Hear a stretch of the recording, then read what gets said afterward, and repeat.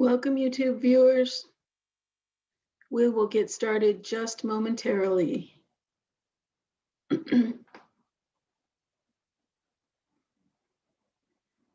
Hi, Dr. Metz.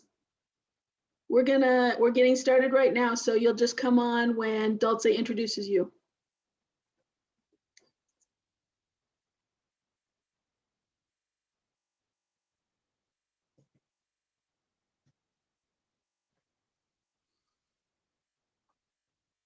All right, we are going to go live now.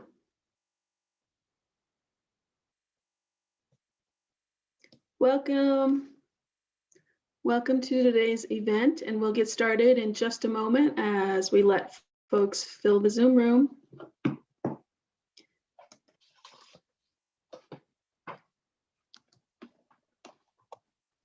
In the chat box, you'll find a link to today's document, which has library information as well as information about today's event. And it's a live document, so we'll update it as the panel discusses, and any resources that come up, we will add there.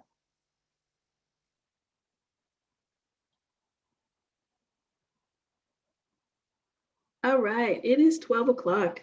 Thank you for joining us today. We really appreciate our Friday afternoon lunchtime events that have been occurring, and we do these Friday afternoons quite a bit, so pay attention to our website. We have some pretty interesting panels. The good thing about these sort of things is they are available again on YouTube for you to watch. So let's jump in. Today we are here for a panel about homelessness and sexual violence. And, you know, this is part of our One City, One Book campaign, which we are celebrating and honoring the work of Chanel Miller and her book, Know My Name. So if you haven't had a chance to check that out, please do. You may get it from the library. She does the reading of her own audiobook, so that's always kind of interesting. We're working closely with SF Ward this campaign, who is helping us out and helping you out if you need some assistance. Their hotline, and we'll put that in the chat momentarily. But they have been great partners. We know this is a really tough topic and a tough book, and it can be triggering for a lot of folks. So please reach out for help. My email is also in this document if you need other resources. I am dying to help someone do some reference, so give me an email. We want to welcome you to the unceded land of the Ohlone tribal people and acknowledge the many Ramaytush Ohlone tribal groups and families as the rightful stewards of the lands on which we work and reside in the Bay Area. The library is committed to uplifting the names of these lands and community members from these nations with whom we live. We encourage you to learn more about land rights and first-person culture. The document has links to other resources and reading lists. We have many programs on our YouTube channel, and we'll continue to host many programs around Indigenous cultures and peoples. And if you know what native land you're joining us from today, you can put that in the chat box. I like that. We would like to acknowledge, and this is a statement from our Racial Equity Committee, who has been really working tirelessly since shelter in place and before, but man, they have stepped it up during our shelter in place, and for obvious reasons. We want to condemn the horrendous violence acts against Asian and Asian Americans in our communities, our state and nationwide, both the reported and invisible crimes that have occurred. The library stands in solidarity with our Asian communities, neighbors, and colleagues distressed and hurt by these attacks. The library is determined to work with our city and communities to recognize and dismantle the discrimination and violence that has been perpetrated. We acknowledge that these events are complicated by the entanglement of anti-Black and anti-Asian stereotypes and reporting of these acts of violence. We acknowledge the reduction in humanity and harm done by the Black community by providing coverage of hateful commentary that has been deployed. Anti-Black and anti-Asian racism both uphold white supremacy, and we are all harmed by these racial structures. The document contains a link to our most recent racial equity commitment. So we have several events left with One City, One Book. So I'm just going to breeze through these so we can get through with our panel. But we've been having a Monday night series all March and all April. So come check that out, 7 p.m. We're doing some art this Monday. So that's going to be exciting with Katie Petro. March and April poem jams with our no longer poet, our 7th poet laureate, Kim Shuck, has a poetry night every second Thursday. So the last 2 have been based about One City, One Book. So pretty intense night of poetry, but also such an amazing community comes to this event. So please join us. Part of the Monday series, we're featuring Aisha Shaida Simmons, who is a film director and a Lambda Award winner and an amazing human being, joining us all the way from Washington, D.C. We're going to screen her film, No, the Rape Documentary, which was a pretty revolutionary film when it was made and still is a decade later. And we're going to have the opportunity to have a question and answer and chat with the director afterwards. So don't miss this. She is amazing. More art on Mondays. Come check us out. I think all that's left now is art. So it's going to be a fun way to talk about these topics, a fun way to get through these topics and talk about healing and surviving and ways we survive. And art definitely heals, and art helps us survive. The amazing Dr. Carol Queen will be in the house Tuesday, April 13th, talking about healthy sexual relationships. And we are joined one more time by the amazing Mere Memoirs organization, who will be doing a virtual healing circle for survivors of childhood sexual assault. So many partners in this event. One City, One Book campaign is San Francisco Public Library's largest literary campaign, and we definitely do not do it alone. The Friends of the San Francisco Public Library help fiscally support all that we do, but we could not do it without organizations like the Human Rights Department, SHARP, SF4, and the Department on the Status of Women, along with all of these other partners you see here. It really does make such an amazing community to be able to reach into with our partners and just share this information and grow and heal. And again, one more shout out for SF4. These are really heavy topics and we understand that, and we know it's triggering. So please, again, reach out to SF4, or you can reach out to me in my email and I can help you find resources. All right, this is an amazing panel, and I'm always just blown away by my work and who I get to promote and who I get to work with. It's just amazing. So this is April is part of Sexual Awareness Month, Sexual Assault Awareness Month, and we've partnered with the Human Rights Commission Office, SHARP, Sexual Harassment and Assault Response Prevention, and the Department of Status of Women. Today's panel is going to be moderated by Dulce Garcia, who was just recently in conversation with Chanel Miller for our semi-private event at City College and USF. Amazing humans today. So I'm so happy and honored. Dulce is a queer Chicana femme born in Mexico City and raised in East Los Angeles. She received her master's degree in ethnic studies from San Francisco State. Her passion and commitment to serve underrepresented and underserved communities is rooted in anti-oppression framework. Dulce is the policy director for the Office of Sexual Harassment and Assault Response and Prevention, SHARP, for the City and County of San Francisco, advocating for survivors and transforming the system used to address sexual violence in our city. She strongly believes that survivors are the experts of their own lives and that all forms of repression must be eradicated in order to end sexual violence. With over 20 years of leadership experience, Dulce has provided professional development and technical assistance to state agencies, community-based organizations, and universities throughout the United States, advocating for self-empowerment through education that is non-judgmental and accessible to audiences. Creatively, Dulce is a filmmaker and dancer. In her free time, you can catch her performing on stage with Lakesh Dance Academy and the only queer and transgender bachata and salsa dance academy in the United States.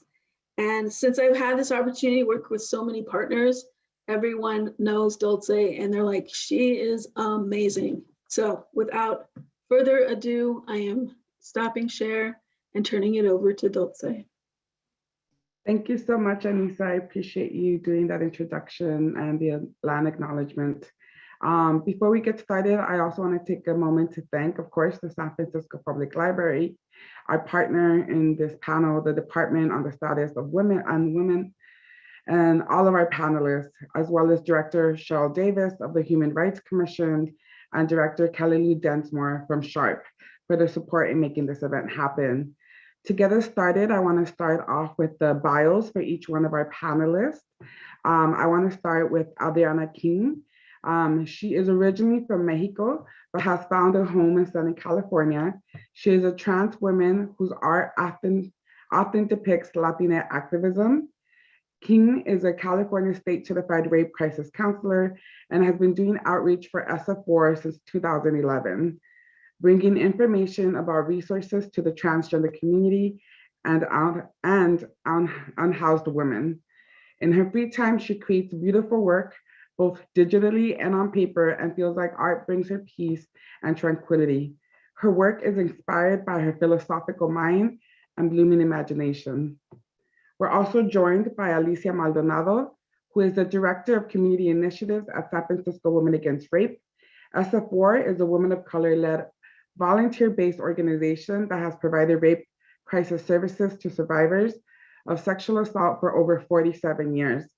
SF4 is the only community-based rape crisis center in San Francisco, and they are committed to addressing sexual violence and the root causes that sustain it through a survivor-centered and anti-oppression framework. Maldonado has been with SF4 for 9 years in the prevention education and outreach program, working with youth, adults, and staff of all backgrounds throughout San Francisco, providing training and prevention education around sexual violence, anti-oppression, bystander intervention, and healthy relationships. Her work is centered on serving survivors and allies in communities who live at the intersections of multiple forms of oppression, providing education, tools for healing and response, building leadership and community organizing.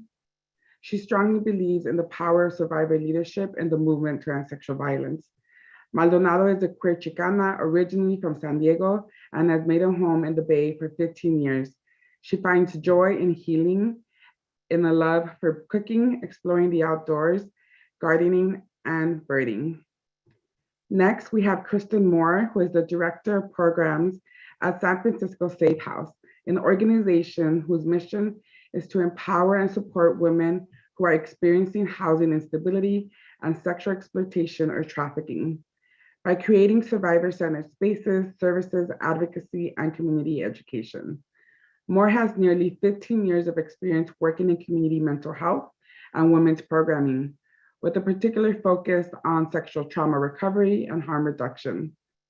Over her career, she has consistently advocated for a survivor-centered approach to services and strives to elevate the voices and experiences of the women most impacted by systemic oppression, the prison industrial complex, interpersonal violence, and sexual assault. She holds a master's in counseling psychology from the Wright Institute and is a licensed marriage and family therapist who also maintains a psychotherapy practice. In her off time, you can usually find her out in nature or curled up at home with a good book and a great cat. And finally, we have Dr. Sarah Metz, who graduated from Pepperdine University in 2009. Dr. Metz has extensive experience working with survivors of trauma, substance use disorders, combat veterans, victims of violent crime, justice-involved adults, and complex PTSD. Prior to coming to UCSF in 2015, Dr. Metz worked for the VA Palo Alto healthcare system at the National Center for PTSD and the Homeless Veterans Rehabilitation Program, a nationally recognized residential treatment program for homeless veterans. Dr. Metz specializes in a variety of evidence-based practices and is a certified therapist in cognitive processing therapy and skills training in effective and interpersonal regulation. Dr. Metz has been with the Trauma Recovery Center since 2015 and is now the director of the Division of Trauma Recovery Services clinical faculty at UCSF and the chief psychologist for Zuckerberg San Francisco General Hospital. So thank you everyone for being here today. I'm going to invite our panelists to turn on their cameras and go ahead and unmute themselves, since this is a conversation that we will be having with each other. Thank you everyone for joining us both here on Zoom and on live. And again, you're welcome to put questions in the Q&A as we go along. So to get us started today, I want to start by beginning to name, we can start beginning to name some of the ways that homelessness or being marginally housed impacts survivors of sexual violence so that we can set the landscape. Alicia, if you don't mind starting us off, in your work at SF4, can you share how you have witnessed homelessness intersect with sexual violence? Yes, thank you so much, Dulce, and to the library for having us. Yeah, you know, the way that we see homelessness and sexual violence intersect through SF4, a lot of our work centers with homeless folks who are survivors through our direct services and also through our prevention and outreach. So what we have seen, you know, today and historically is, of course, folks who are survivors who experience sexual violence while they are homeless, right? And homeless people experiencing higher rates than housed people of sexual violence along the spectrum, right? From sexual harassment to, you know, sexual assault to rape and physical violence being included in that as well.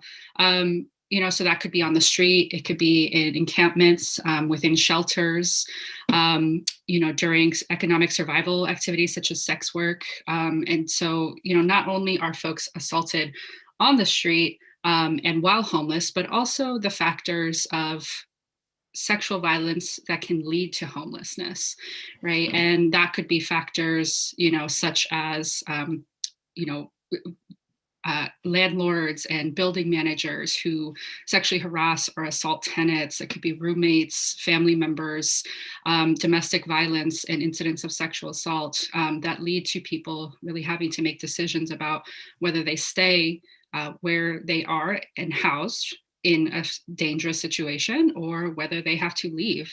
And that could also include, you know, situations where they have to keep family safe or other people safe.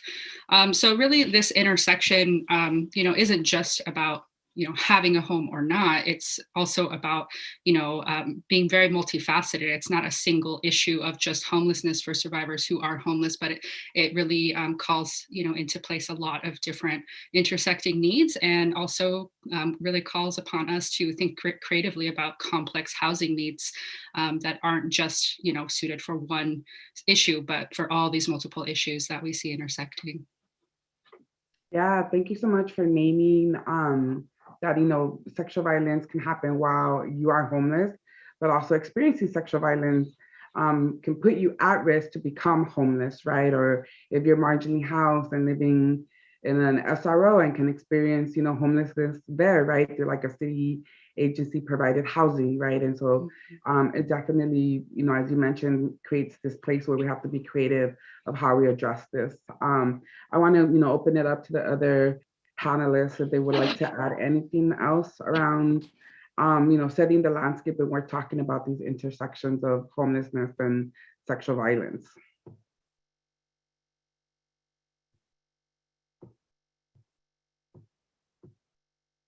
Okay, cool. Kristen, did you want to say something? Adriana, did you want to say something? Yeah, I would like to say that one of the ways that affected me being homeless and being a survivor is that I didn't have any like good coping skills to survive the pain that I was going through. So my coping skill was like, you know, just getting drunk every day to in a way to like to numb the pain that I was going through.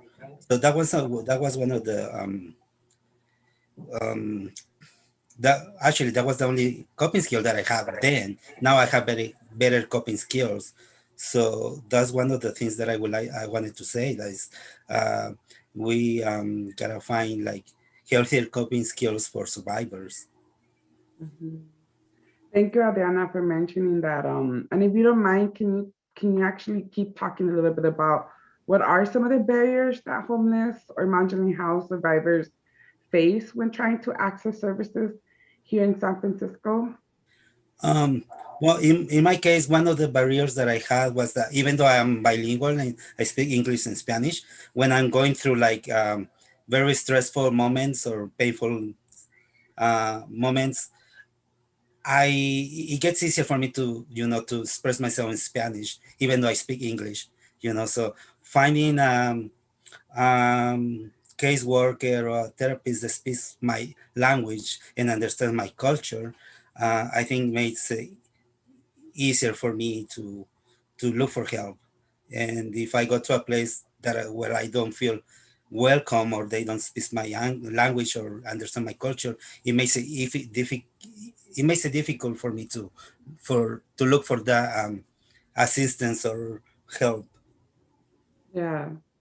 And Adriana, I've had the pleasure of working with you, and I know that you've had such a powerful healing journey. Not so much that you're, working at SF4 yourself. And at the time when you were trying to seek services, um, besides like language access, what, did you have any other challenges um, that came up for you, either because you were, a trans woman or undocumented or like your ID or anything like that in trying to access services?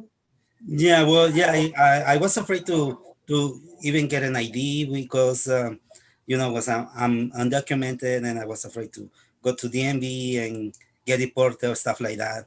And sometimes when like police will ask me for an ID, they will make it sound like it was my fault I didn't have an ID. But back then, undocumented people couldn't get an ID. So if I made a report and the police asked for my ID, they will always, when I say I don't have an ID, they would like kind of like blame me for not having an ID. They would like, Mm, and it wasn't my fault. I mean, I don't make the laws that that weren't preventing me from having an ID. Because even if I wanted to have an ID, and even if I didn't have, even if, even if I didn't have the fear to get an ID, the laws were preventing me from having an ID.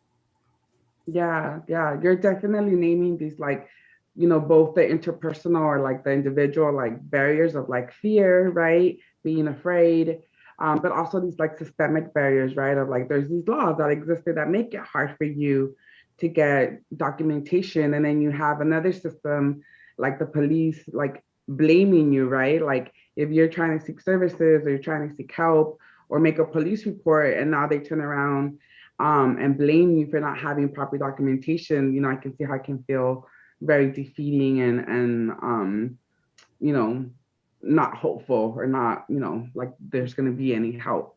Yeah. Yeah, police were really helpful like when I was trying to like make a report because I didn't have an ID, and even if I didn't have an ID, they would make it sound like I was trying to hide something, or if I use Mm, a female name, they would say, stuff like, "Well, you don't look like Adriana, you look like Jorge," mm, and that was really hurtful for me, and that made me not to trust the police and not to seek help when I need it. And also, right. like if I go to any other agency, they might say the same stuff to me. And if I'm a transgender woman, I'm not gonna go to a place where I wanna feel like they're gonna be calling me, no, you don't look like Adriana, you look like Jorge, or or they will be blaming me for not having an ID. That made me, stay longer on the streets and not seeking for help or any resources. Yeah, we're really talking here. I mean, you're really naming these intersections of like one trying to access services, right? But then dealing with xenophobia, dealing with racism, dealing with transphobia, that just kind of prolongs, this cycle of violence that you're experiencing, right? Not just sexual violence, but violence from these systems or these individuals. Kristen, if you don't mind, can you talk a little bit about how some survivor populations are being overlooked in San Francisco when we talk about homelessness and sexual violence? Absolutely. So, just echoing some of the comments from Alicia and Adriana, I want to point out that people who are on the margins, right, are often re-victimized in the systems that are supposed to be of support. And the reality is that survivors in shelter environments don't always have basic safety, that even to get to a shelter can be really challenging for sexual assault, sexual exploitation survivors. And there's a real problem around data bias when it comes to thinking about who is unhoused, how we're targeting services, particularly because this is a library event. I want to mention a great book. Carolyn Criado Perez wrote a book called Invisible Women, Data Bias in a World Designed for Men. And it looks at everything from urban planning to this exact issue around sexual assault and homelessness, and really goes into how women and gender expansive people are not as counted when we're developing these systems because of the way that they're homeless, because it might look like couch surfing, because you may not be able to access providers, because maybe you're living with someone who, as Alicia mentioned, is also exploiting you or assaulting you.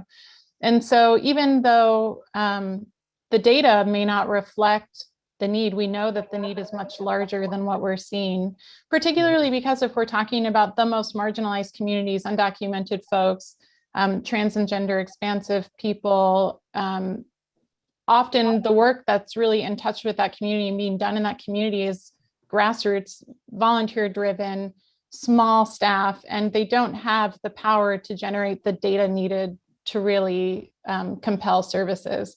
So I just want to flag that really quickly.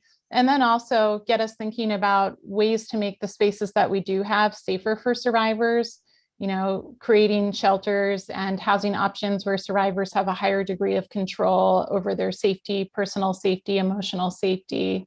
I think that's another important thing to bring into the conversation.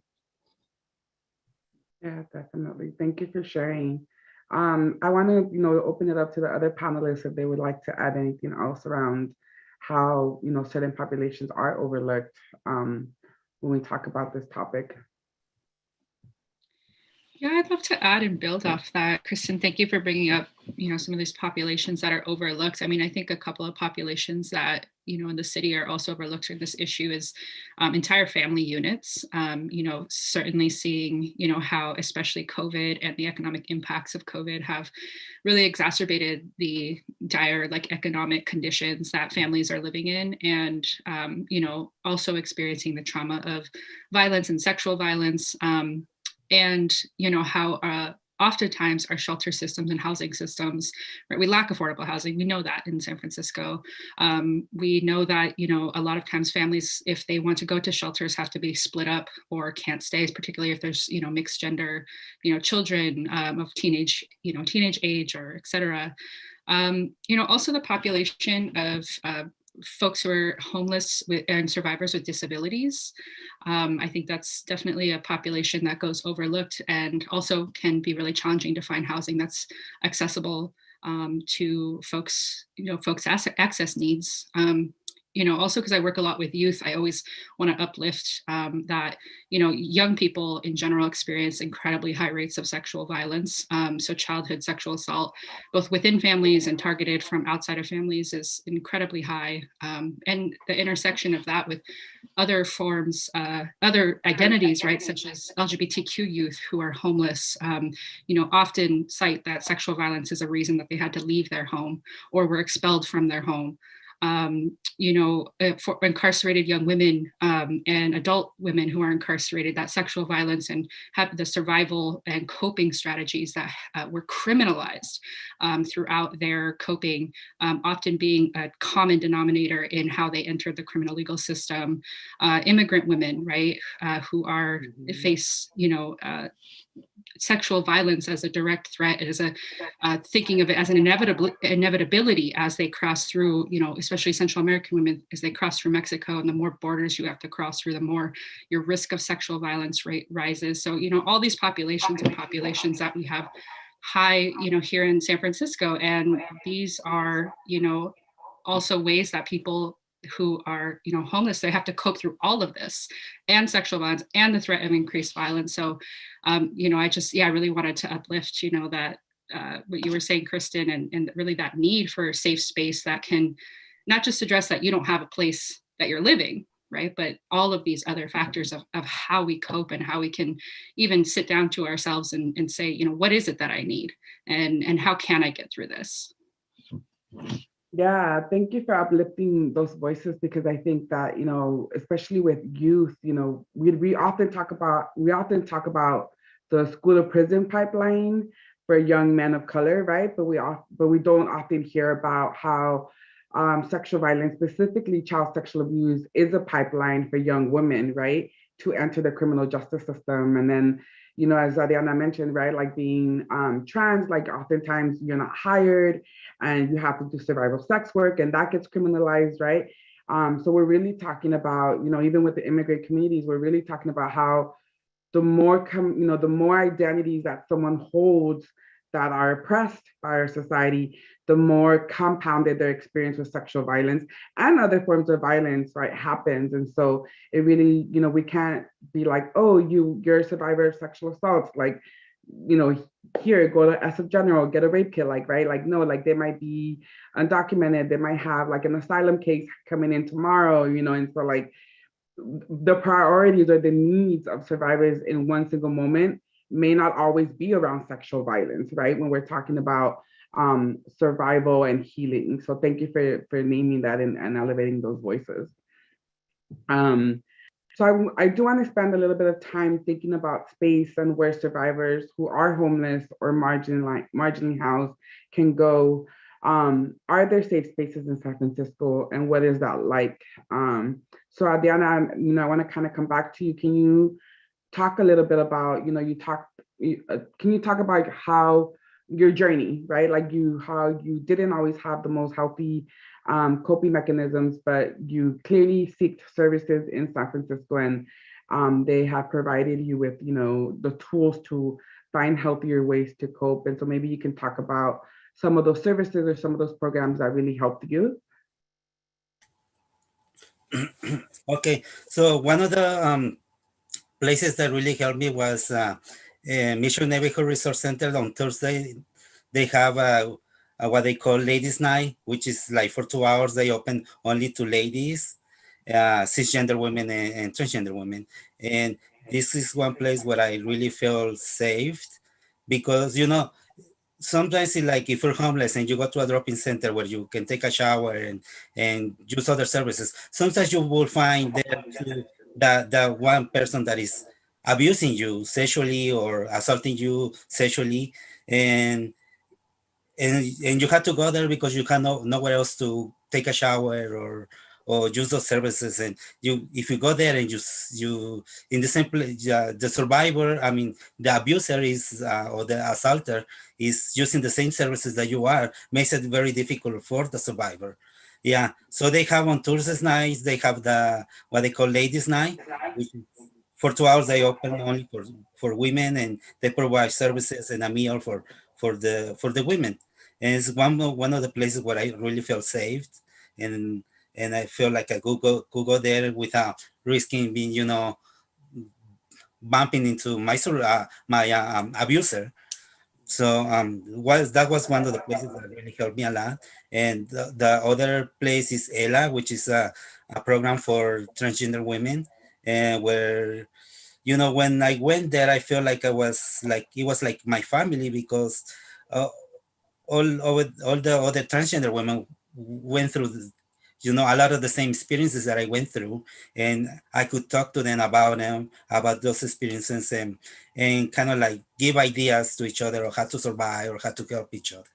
Yeah. And when I first got to San Francisco, those services, those those services didn't exist. There was no there was no ELA for trans Latinas, and there was no ladies night. I mean, a Mission Neighborhood Research Center. There wasn't even a drop-in center on the mission, you know, where I could go and use the restroom, or, you know.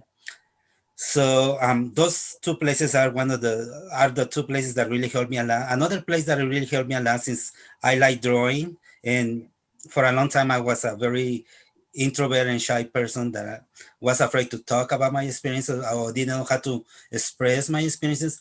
Hospitality House had a art studio that was free for homeless people, and that was one of my escapes, where I could go and, you know, escape through my art and express in my art what I was afraid to tell, you know, other people, or to express what people didn't want to hear from me.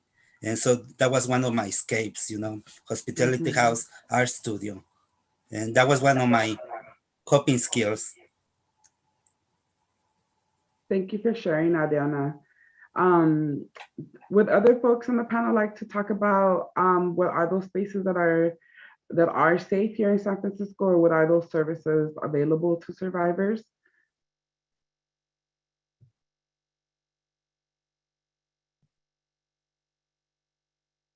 Sarah, I think you're talking to us.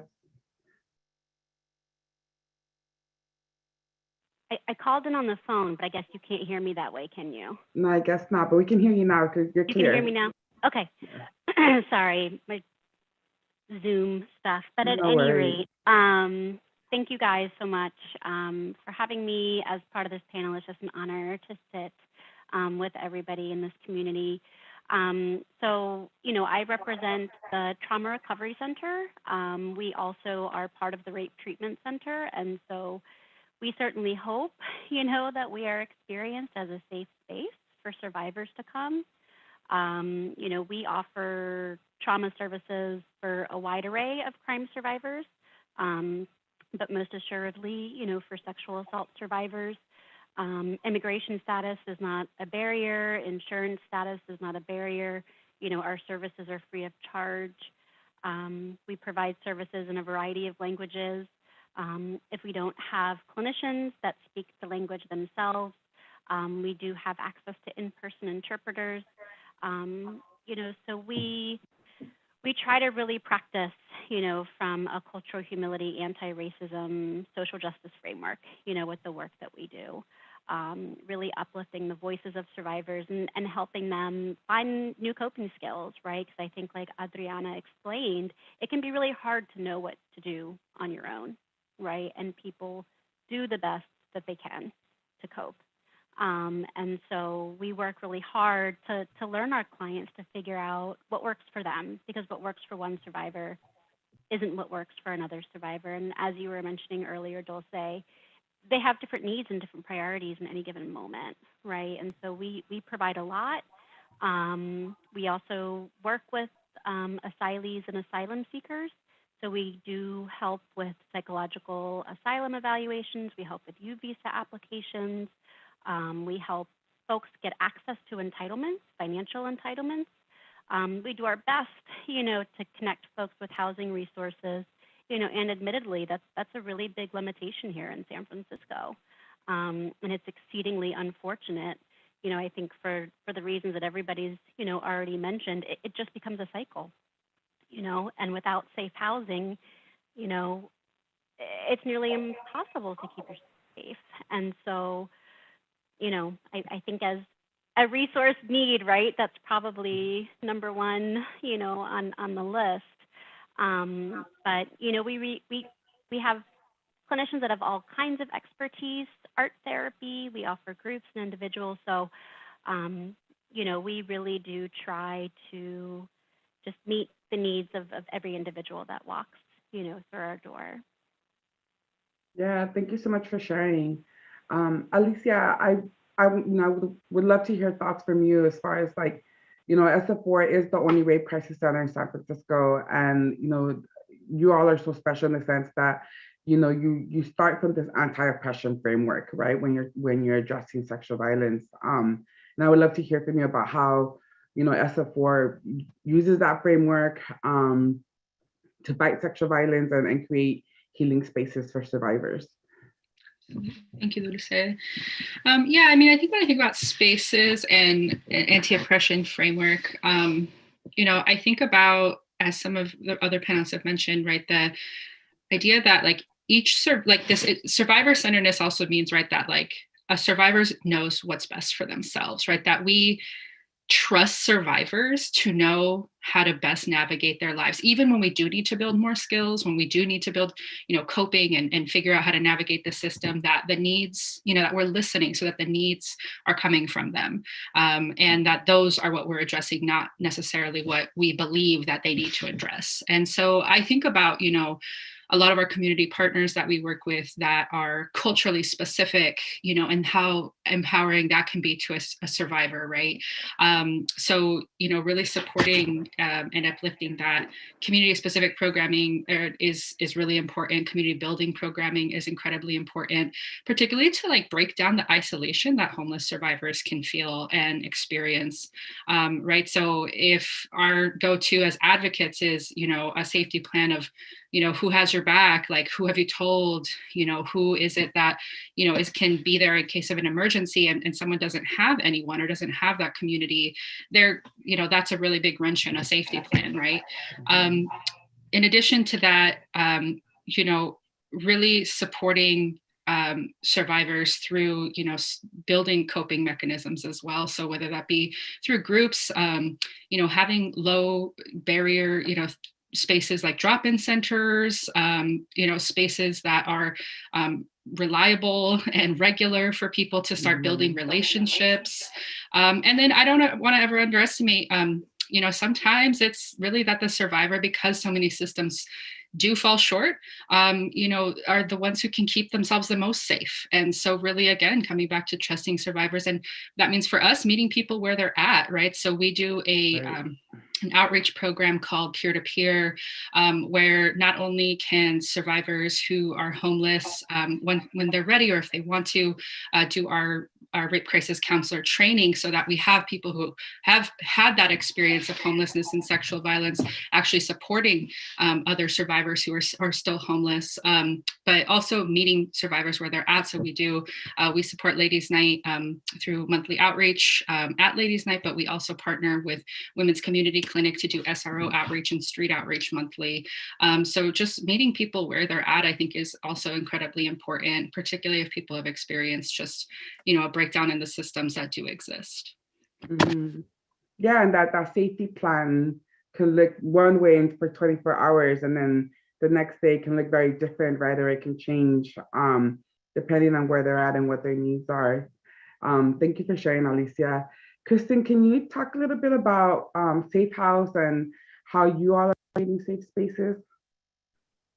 Absolutely. I think going along with what some of the other panelists have named, we're really focused on providing safe housing space for survivors as a critical building block, because survivors do know what they need to move forward. We all have our own power and intuition, but if you don't have space to cultivate that and to feel safe utilizing that, then it's really an uphill climb. And I really just want to underline how dire the need for more housing is. I think we all know that living in San Francisco, that we're in a housing crunch. But when we look at particularly anti-violent shelter beds for women, non-binary, gender expansive folks, we're talking about 100 beds citywide. And that includes domestic violence shelters, sexual exploitation, sexual assault. And so that's nowhere near what we need in terms of capacity. So I just want to name that. And for Safe House, we are approaching this through a suite of programming. So the core program is our transitional housing program, where we support survivors for up to 18 months with wraparound services, really just focused on providing both emotional and financial support so that people can move into independent housing that feels safe, that they have control over. And then we also have a drop-in center on Hyde Street in the Tenderloin, the Hope Center, which opened in September of 2019. That's a place where survivors can come have access to basic hygiene, case management, housing resources, really just a safe space to be, as Adriana mentioned, protected a little bit. Like, you're not going to run into your abuser. There's some anonymity that you can really come get support in that space. And through that program, we have been looking at expanding the housing resources we're offering. So right now we're also managing a rapid rehousing program for survivors, an emergency hotel stay program. So trying to really be innovative about how we're meeting that need around housing and the gaps that we're noticing in the city. Mm-hmm. Yeah, thank you for sharing that. Yeah. I kind of want to come back a little bit to Adriana. We've all, Kristen, Alicia, and you have talked about how, and Sarah have talked about, like, what are those spaces, right? And you talked about those spaces, you attending as a recipient, right? Can you share a little bit of how it feels not to be on the other side, right? Like, so ladies' night, right? Like, you were there using the services to shower, to get food and get their services, and now you're on the other end, right? Now you're the one doing outreach. Now you're the one educating, other survivors on healthy coping skills. Can you talk a little bit about how it feels for you to kind of come back full circle in this, like, really beautiful healing way?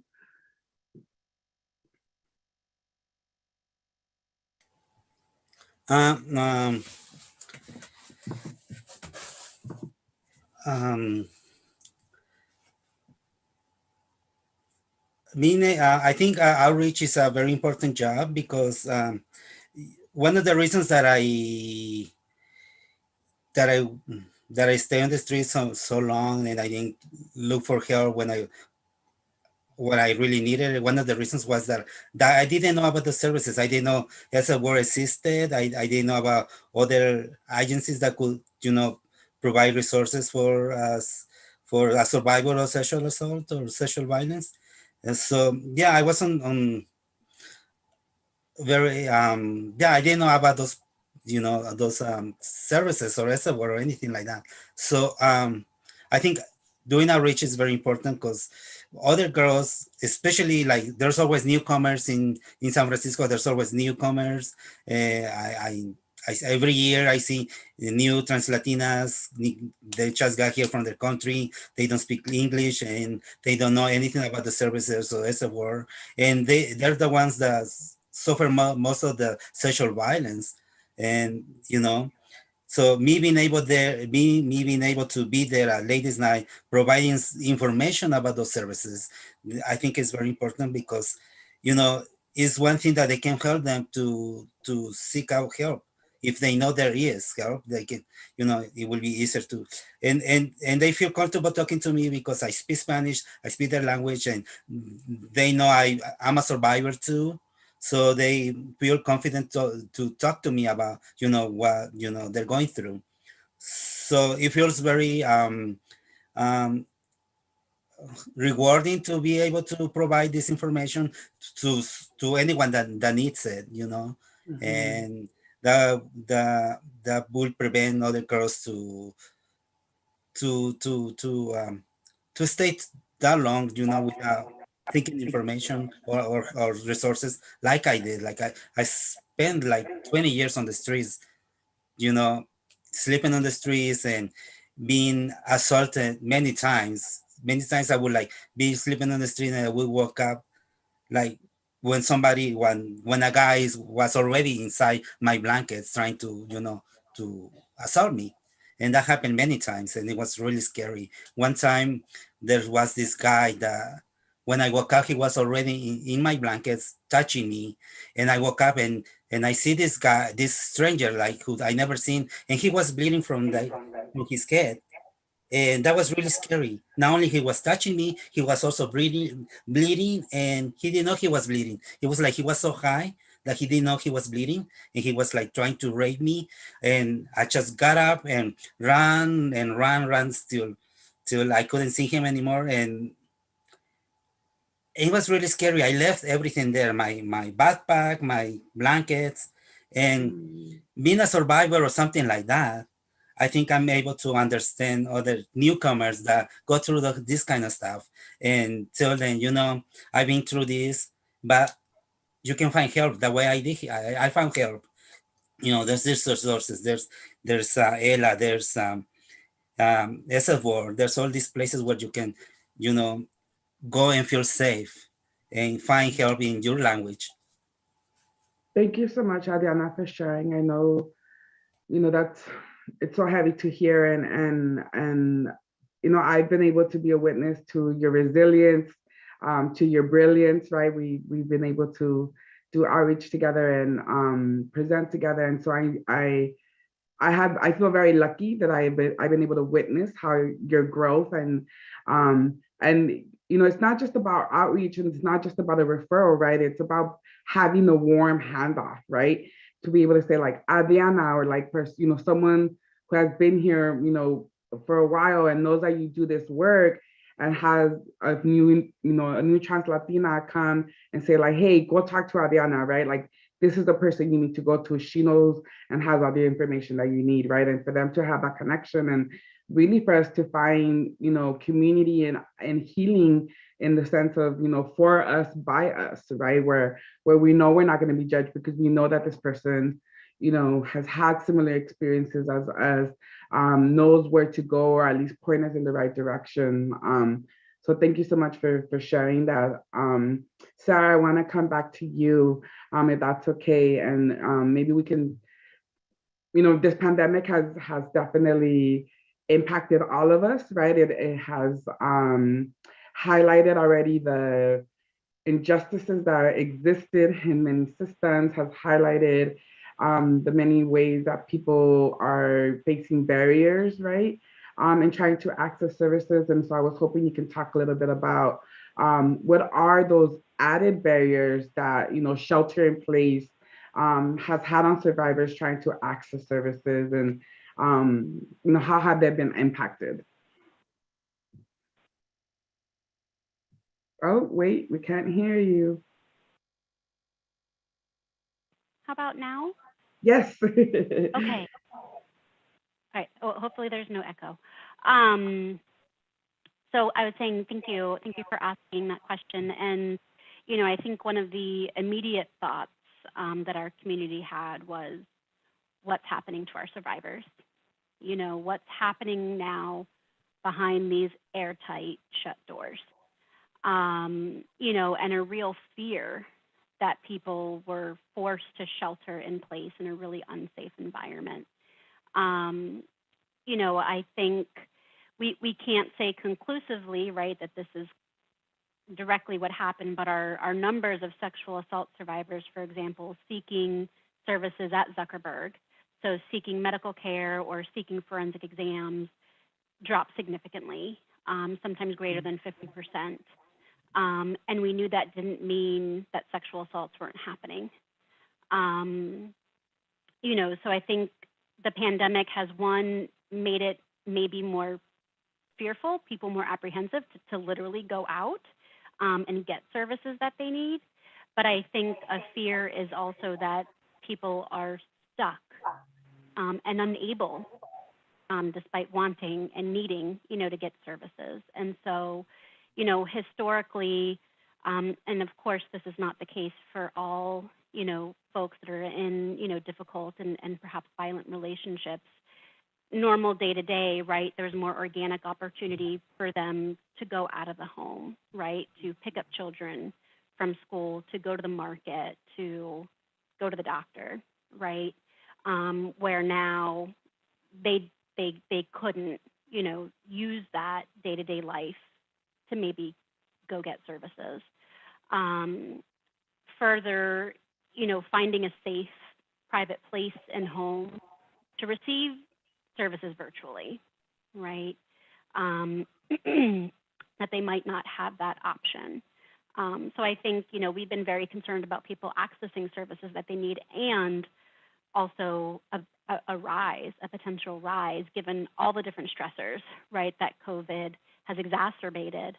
And knowing that with that increases of substance use, increases, of intimate partner violence, increases potentially of child abuse. And so, I think we've all been holding that anxiety and worry around what is happening behind closed doors, and are people getting what they need.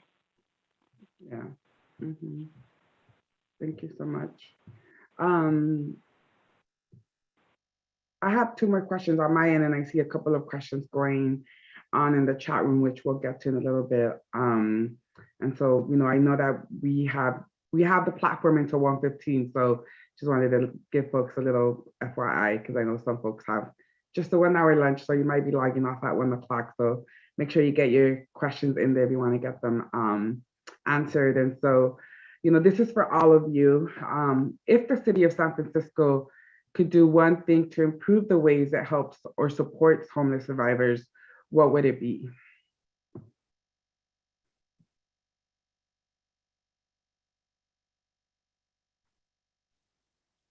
Well, I can start if that's okay. I think I already named, the most basic need for increased housing, but I also would like to drive home.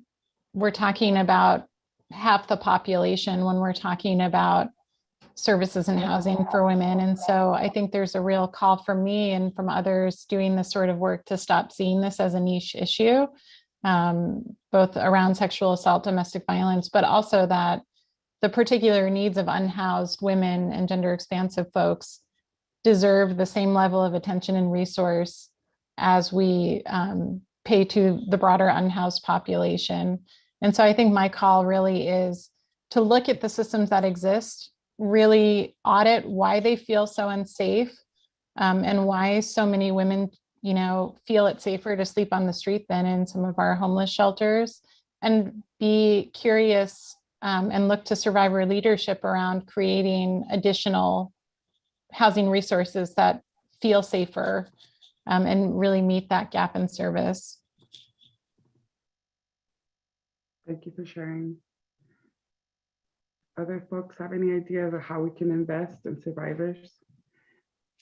Yeah, I just want to echo that. I mean, I think we know that there's an incredible housing need, and that, all these other ideas that we have of, creating, other programs to address the needs of survivors is, housing is going to trump that in so many ways. And so in addition to that, I think that there could be if I'm dreaming, if we let go of, ways that we have done things, and just do things the way we have done them for the sake of doing them the same way.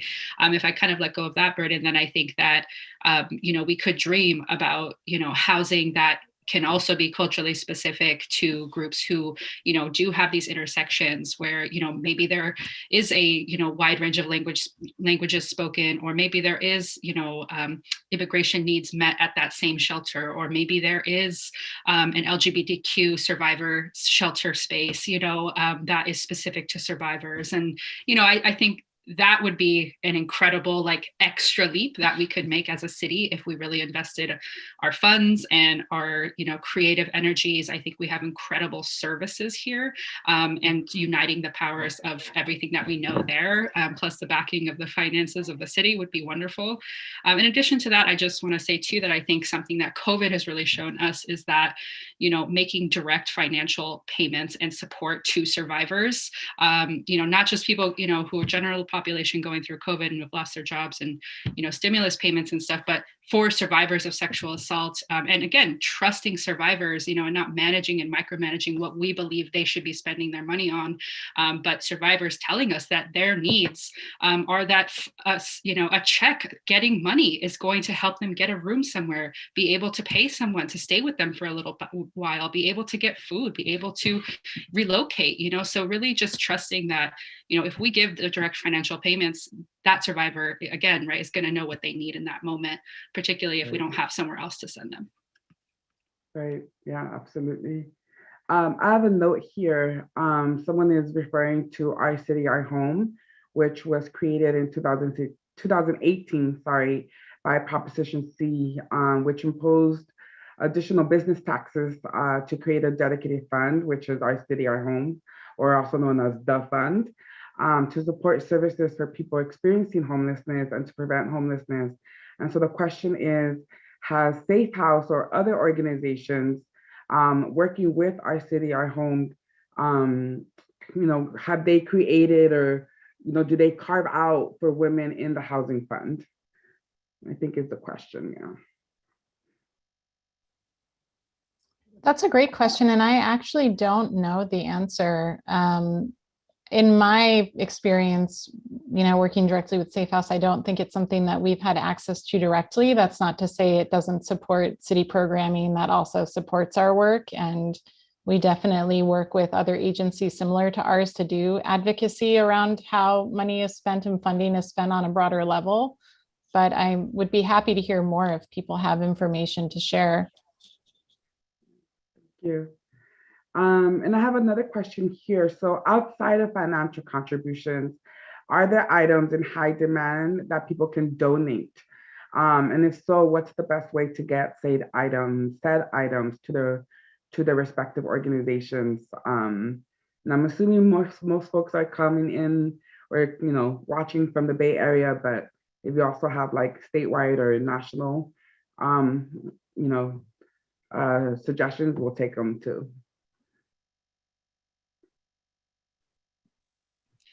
Yeah, I think basic needs are something that are always in demand. Clothing, items for hygiene, shoes, things that thinking about your own, needs day to day, folks who don't have funds to, access that. I know that there are several drop-in centers that utilize giving, that out, including Safe House. Ladies Night does that. And I know St. Anthony's also does clothing giveaways. So yeah, I think those basic needs are always of important, like a lot of importance, so that people can have their basic needs met on a day-to-day basis, including things like sleeping needs, right? Like sleeping bags and tents, things to be able to shelter where they are. Yeah. Yeah. Yes, I mean, I encourage folks to reach out to their local organization and ask them like, what are those things that you need?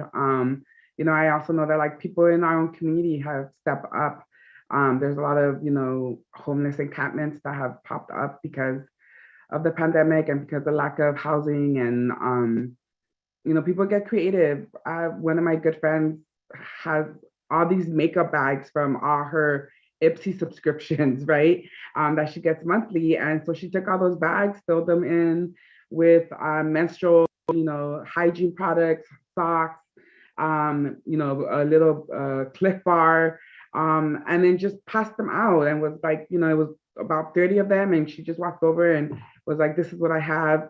Folks were grateful, and I encourage folks to do that, and on that note, I also encourage you to just do it from the goodness of your heart and not because you're gonna live stream it, right? Like people don't need to see you being an ally, right? Like just if you need people to donate so that you can go, clear out all the section from the what do you call it, from like travel size stuff, right? Go clear out that section, ask your friends for funds, make those bags and give them out, but there's no need to like film yourself doing it, right? Because I think that oftentimes in our need to like want to do good, we want people to see us doing good, right? And we don't want to do like this poverty porn, right? Like that's not the goal. So I want to be, mindful of time as well. Encourage folks to ask questions. But coming back to you all have been doing this work for a very long time, and so I'm curious, where do you find inspiration to continue doing this work? Where you're constantly hearing about people's violence, people, challenges and barriers and the oppression that they face, and so I'm curious as how you feel yourself to continue doing this work for the long run. And I will actually start with Sarah. She's the first one in my little block. Thank you. Yeah, it's such a good question. And honestly, every time somebody walks in my door, my breath gets taken away, how they are willing to take that risk of asking for help and sharing, you know, some of the most vulnerable experiences that they've had. And that to me is very honoring. And that's what it is, you know, to see to be able to be part of somebody's healing journey is absolutely just incredible. And I think one of life's biggest honors. And so that's what it is for me. Thank you. Kristen, would you like to share? Absolutely. I definitely echo, you know, what was just said. And I also think for me, it's really about the community that we have as advocates, as survivors, as, you know, women walking through the world. I really draw a lot of personal strength and satisfaction from being a part of a community that is really collaborative. You know, it's never been my experience that there's competition or undercutting, that people really want to come together and find solutions and collaborate. And I find that really, really inspiring. So I'm happy to be a part of the panel today. Thank you, Kristen. Alicia, would you like to share? Sure, thank you, Dulce. You know, long-term, I'm a survivor of child sexual assault. I was lucky in my life to have, you know, support and supportive people in my life, and also was able to be like introduced to organizing, you know, community organizing, activism at a younger age that I think honestly really propelled, you know, me into being able to see what, you know, survivor leadership really means and how impactful that is in our various movements. So I think long-term, that's something that, like, you know, just made me believe in transformation. And I think right now in this particular hardship of a year, something that's really propelling me and giving me hope, kind of looking at the other side of the coin of this disaster that we've all been living through, is that, you know, it also means that, again, we are not tethered to necessarily how we've always done things, that we have a collective moment in time to really reimagine and, you know, think big about how can we push for change and create a world which is more equitable, is more just, and that doesn't leave others behind. And so it's just an interesting moment, I think, that we can leverage together. Yeah. Adriana, can you share what keeps you, what fuels you? Well, my inspiration comes from, well, many years ago when I was going through, you know, like the pain of being a survivor of sexual violence. I always wished that there was somebody there that would listen to me without judgment and that would give me emotional support. But there was nobody there for me back then. There was nobody that would listen to me without judgment. Everyone I talked to will judge me or and not provide the emotional support that I needed. And now I became the emotional support for and I became the person that would listen without judgment for other trans Latinas. Then sometimes they come to me and they share with me things that they wouldn't share with anybody because they feel like I would understand that I won't judge them, and and that I'm able to support the emotional need, the emotional support that they need sometimes. So I became what I wanted, what I wanted to find. I became it for other people. Yeah, that's so powerful. Thank you, Adriana. Mm-hmm. I see one more question here from Amy, who is saying that you all are doing amazing and important work. A big thank you with the exclamation point. Amy is a sexological somatic body worker and is wondering if body work would be a good service to provide as building tools and possible therapy to survivors. Has this ever been looked at? So like the somatics of it, right?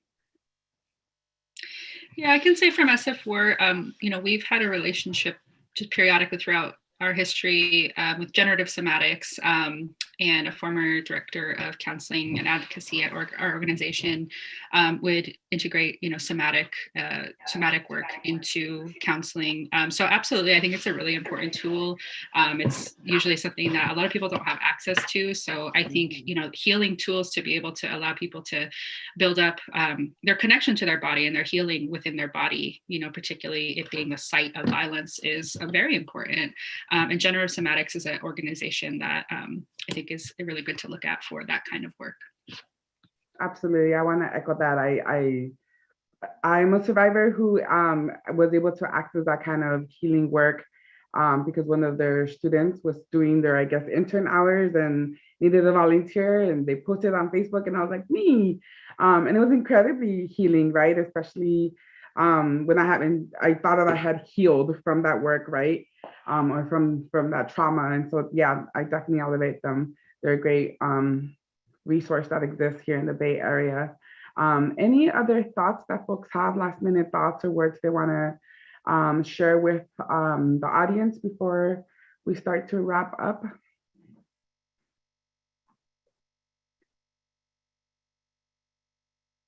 No? Okay. Well, I just want to come back to, this question around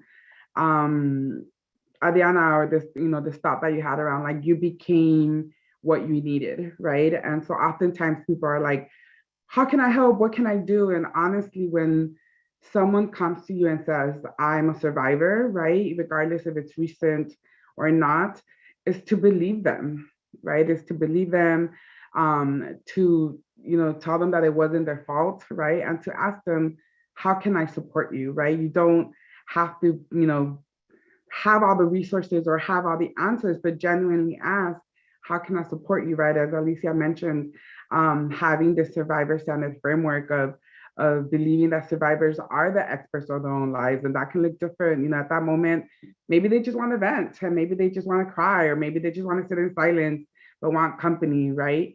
So asking people, like, what is it that you need right now? And of course, always support your local rape crisis center. If you don't know where to find one, you can check out RAINN, RAINN. That's the national one, and they will connect you to your local rape crisis centers. I also want to mention that, with this panel, we are kicking off Sexual Assault Awareness Month. There are a lot of events that are happening, both in person, but also virtually. I really want to highlight all the events that are coming up for SF4. They're going to have a movie night. They are going to have a healing writing group, I believe, right, Alicia? And of course, the annual rape walk. Join your local rape walk, fundraise if you have the means, right? Give whatever feels abundant to you to organizations, right? If that's $5, that's abundance. If it's $500, if it's $5,000, we'll take it, right? But of course, just want to really encourage folks to think about how you are showing up for survivors of sexual violence, not just in the month of April, but every single day, right? Because how we react when people disclose to us really does have an impact on their healing process. And so, just think about how you can show up for folks who, because trust me, someone you love is a survivor. And so just think about how you can show up for survivors of sexual violence. I want to pass it back on to Anissa for any last minute announcements or thoughts. And again, yeah. Oh, no, I was just saying, and I also want to encourage folks to check out the resource list that was provided. I know we talked about a very heavy topic today. Make sure you drink some water, hydrate, ground yourself, and use those resources. And also that this will be archived in the San Francisco Public Library's YouTube channel. So share this as a resource with your colleagues, with your peers. But yes, Anissa, any last minute thoughts or questions or announcements? Just a huge thank you to all of our panelists. I told you they were all amazing human beings.